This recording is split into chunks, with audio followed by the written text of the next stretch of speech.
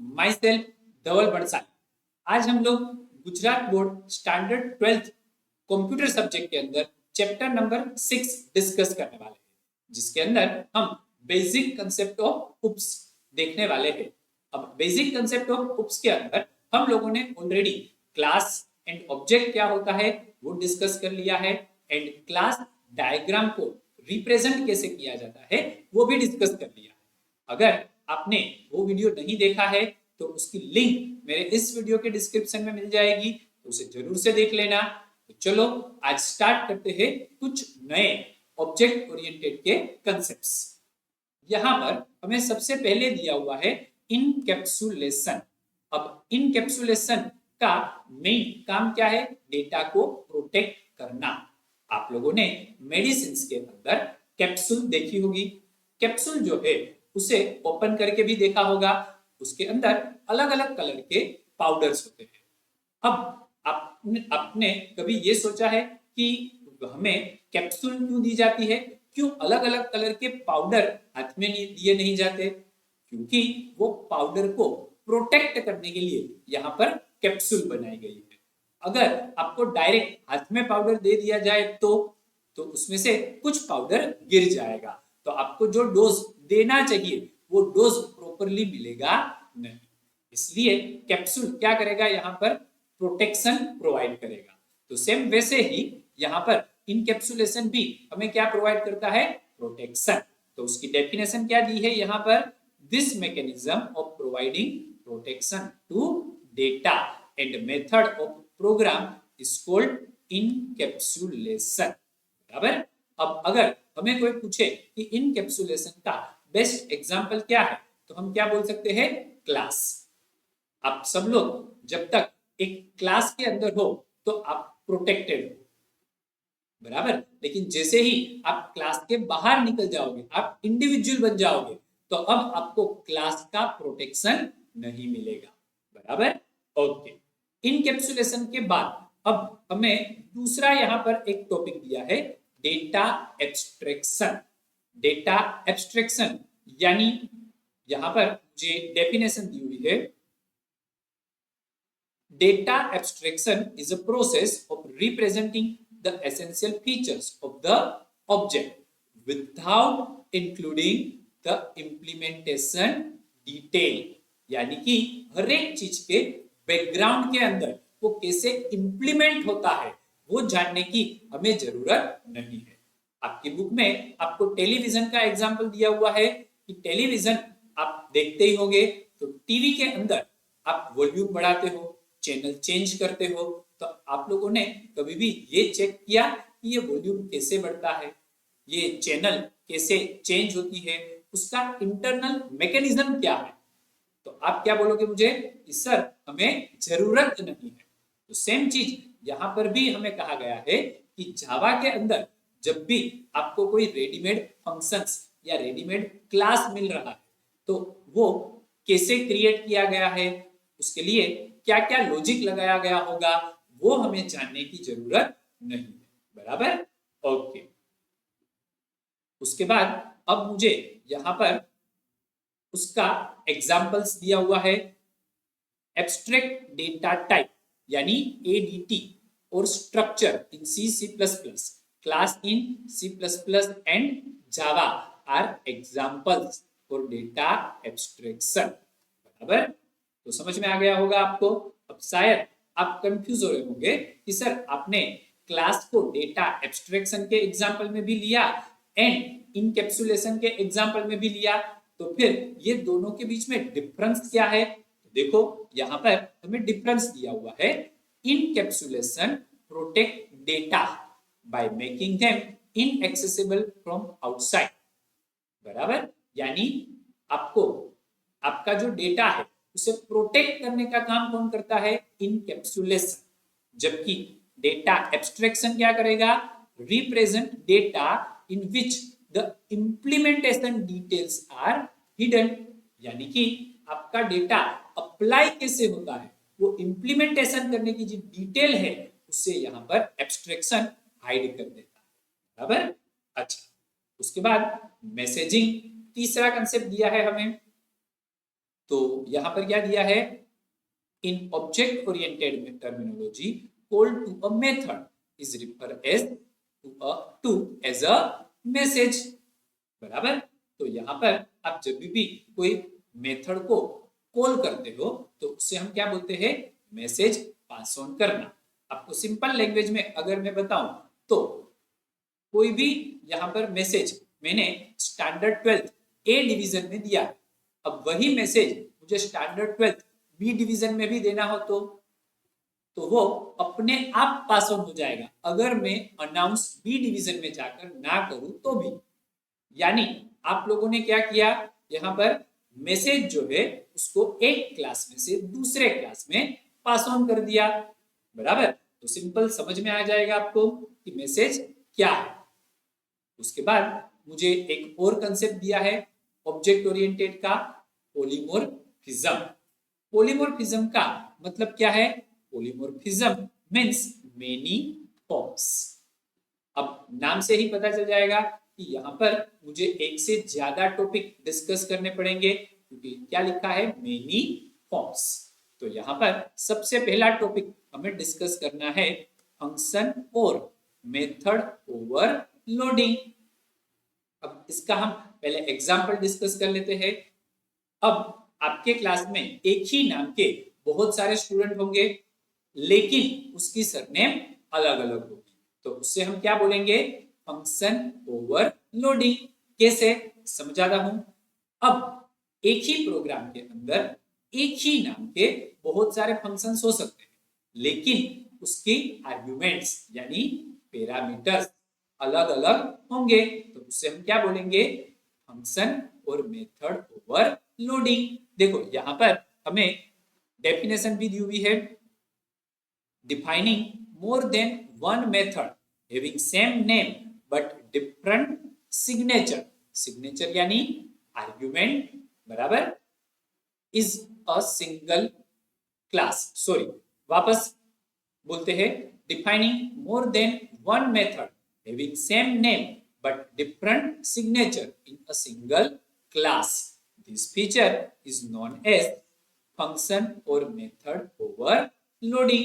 तो आपको समझ में आ जाएगा कि यहाँ पर मैंने एक सम सम नाम की एक मेथड बनाई, लेकिन उसके अंदर आर्ग्यूमेंट्स अलग अलग अगर है तो उसे हम बोलेंगे मेथड ओवरलोडिंग।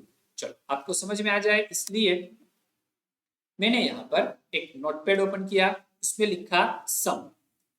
अब आपको याद होगा कि मेथड को रिप्रेजेंट करने के लिए हम क्या यूज करेंगे, ब्रैकेट का। अब यहाँ पर मुझे सम यानी एडिशन करना है, तो मैंने दो आर्गुमेंट ली, इंटीजर ए इंटीजर बी। उसके बाद मैंने एक दूसरा फंक्शन ले लिया, integer A comma integer B comma integer C. तो यहाँ पर आप देखोगे तो तीन आर्गुमेंट है। आर्गुमेंट किसको बोलेंगे, जो ब्रैकेट के अंदर लिखा है। एंड यहाँ पर आप देखोगे तो दो आर्गुमेंट है, लेकिन दोनों फंक्शन के नाम जो है वो सेम है। तो same name different argument is known as method overloading. बराबर। चलो वापस आगे बढ़ते हैं। उसके बाद नेक्स्ट कंसेप्ट हमें देखना है ऑपरेटर ओवरलोडिंग। अब ऑपरेटर ओवरलोडिंग में क्या आएगा, अब एक ही ऑपरेटर का अगर मल्टीपल यूज होता है तो उससे बोलेंगे ऑपरेटर ओवरलोडिंग। फॉर एग्जांपल हमें प्लस की साइन दी हुई है, अब प्लस की मैं जैसे ही साइन करूंगा तो आप सोचोगे कि दो नंबर का एडिशन करना है, सही बात है। तो एक यूज क्या हुआ, दो नंबर का एडिशन। अब मैं यहां पर क्या लिख रहा हूं, गुड प्लस मॉर्निंग, तो यहां पर आंसर क्या मिल जाएगा, गुड मॉर्निंग।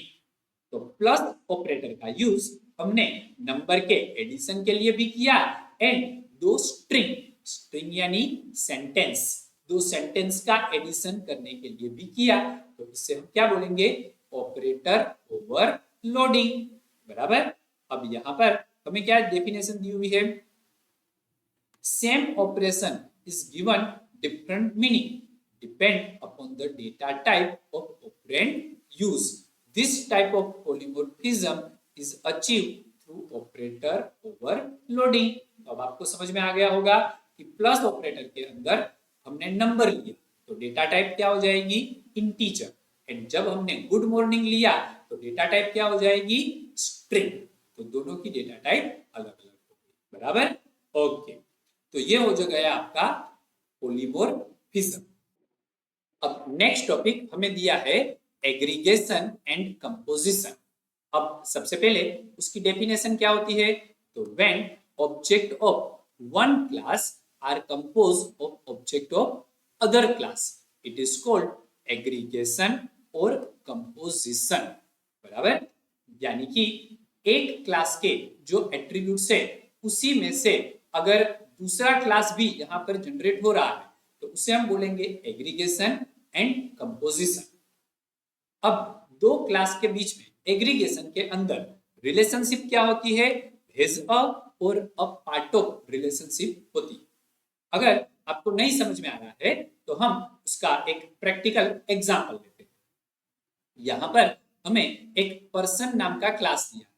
पर्सन क्लास के अंदर आप देखोगे तो यहाँ पर नेम एंड एड्रेस दो हमें एट्रीब्यूट्स दिए हैं। अब ये एट्रीब्यूट के भी वापस यहाँ पर क्लास जनरेट होंगे। क्यों? क्योंकि एड्रेस के अंदर भी वापस क्या आएगा, एड्रेस के अंदर भी वापस क्या आएगा, house, street, city, state and pin code. And name के अंदर क्या आएगा, first name, middle name and last name, बराबर। तो एक क्लास के अंदर जो एट्रीब्यूट्स है वापस उसका भी यहाँ पर क्लास अगर जनरेट हो रहा है तो उसे हम क्या बोलेंगे, एग्रीगेशन और कंपोजिशन। अब हमने क्या देखा था कि यहाँ पर रिलेशनशिप क्या होगी, तो हैज अ रिलेशनशिप हमने यहाँ पर देखा था, बराबर।